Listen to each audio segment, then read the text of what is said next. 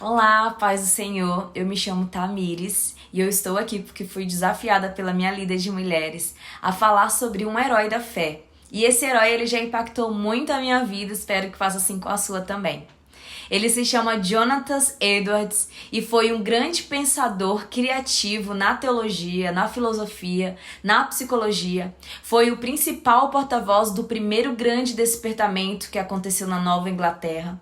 É autor de uma das frases mais conhecidas que diz: tudo o que dizemos será inútil se não for confirmado pelo que fazemos.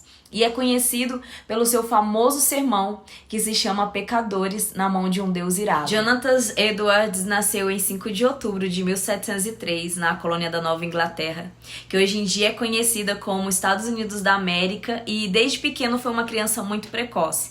Passava grande parte do seu tempo em exercícios religiosos, começou bem cedo seus estudos da teologia e línguas antigas, era um debatedor de assuntos religiosos com outros meninos da sua idade. O seu pai, que era reverendo, era um homem muito intelectual e educou ele com bastante rigor e na doutrina cristã. Quando Jonathan tinha por volta de 7 a 8 anos de idade, houve um grande despertamento na igreja de seu pai, e o menino acostumou a orar sozinho 5 vezes todos os dias e a chamar outros da sua idade para orarem com ele.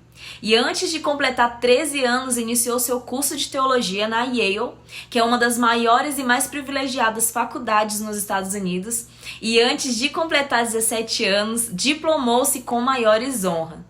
Então ele sempre foi um menino muito estudioso, mas sempre conseguia tempo para meditar na Bíblia e consagrar, e tinha o costume de sempre se examinar. As pessoas que estavam próximas a ele diziam sempre que a constante vida dele de consagração a Deus fazia com que o seu rosto sempre fosse iluminado e que sua aparência, semblante e todo o seu comportamento eram acompanhados de muita seriedade e solenidade. Depois de 2 anos que se formou, foi separado para o seu ministério. E algum tempo depois, o seu avô, que era pastor de uma grande igreja, faleceu e ele assumiu o pastoreio daquele lugar. Foi um desafio muito grande para ele, pois tinha a missão de conduzir assuntos de uma igreja que era considerada a maior e mais rica da cidade. Por não ter muita experiência, ele acabou cometendo muitos erros, mas isso não impediu de ganhar e manter a confiança, a admiração e afeto do povo durante os seus quase 23 anos de ministério naquele lugar. Jonathan tinha mensagens que eram impactantes, escritos publicados, sermões impressos, e por meio das suas obras que tratavam do reavivamento, do despertamento da igreja, ele influenciou milhares de pessoas. Aos 24 anos, Jonathan casou com Sarah, que era filha de um pastor, e desse relacionamento nasceram 11 filhos. Sarah também era uma mulher apaixonada por Deus, muito estudiosa, muito conhecida por sua dedicação ao lar e aos filhos, e servia a igreja. Os dois eram conhecidos por suas experiências com a oração. Jonathan tinha uma perfeita saúde, mas por causa da sua intensidade na vida de consagração, ficava por muitas vezes fraco e sem forças fisicamente. A sua vida inteira foi inteiramente buscar a Deus. Ele costumava passar 13 horas todos os dias estudando e orando. Depois desse tempo, ele ia se dedicar à família. E o marco do grande despertamento foi uma série de sermões feitas por ele sobre a doutrina da justificação pela fé, que fez as pessoas que escutavam as suas pregações sentirem a verdade da palavra de Deus, que estava escrita nas Escrituras. E o foco dos seus sermões era de que toda boca ficará fechada no dia do juízo e que não há coisa alguma que impeça o pecador cair no fogo do inferno, senão a vontade de Deus. E naquela época, a igreja vivia uma decadência espiritual. A igreja vivia indiferente com as coisas de Deus, cheia de pecados, um verdadeiro desastre. E o que Jonathan queria mostrar a eles é que se eles não mudassem de vida, só restaria a eles o juízo de Deus. Aí nasceu o sermão mais conhecido dele, que se chama Pecadores na Mão de um Deus Irado. Em um dia de culto, Jonathan foi escolhido para pregar. Ele era um homem de 2 metros de altura, magro devido à sua vida intensa de jejum. E diante de uma igreja que vivia imprudente, sem temor nenhum, Jonathan começou seu discurso recitando o versículo que está escrito em Deuteronômio 32:35, que diz assim: A mim pertence a vingança e a retribuição.